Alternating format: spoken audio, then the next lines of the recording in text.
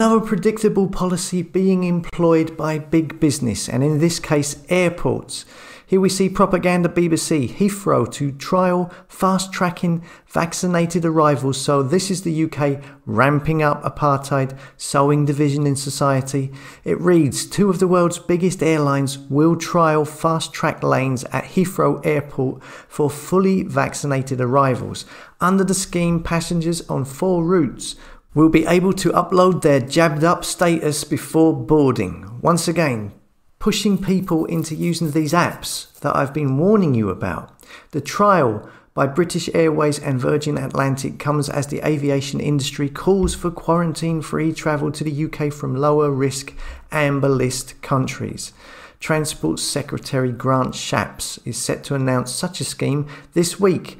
So again, this shouldn't come as any surprise to those who watch this channel and have their head screwed on. But what a lot of these people who will be getting this app and using their fast track status, what a lot of them don't realise is that in the long run, travelling will be made more and more difficult and more expensive, as that's the plan. If these people continue to run the world and get what they want and people continue to comply, you won't be flying anywhere at all in the future. If you see this document from UK Fire's Agenda Absolute Zero, which is created by universities and all kinds of universities up and down UK and Imperial College, okay, funded by you know who. It talks about the plan from 2020 to 2030 and then 2030 to 2050 and how they want to achieve absolute zero carbon emissions. And to do that, they want to close basically all the airports apart from Heathrow, Glasgow and Belfast. Only 3 airports in the UK. That's the plan.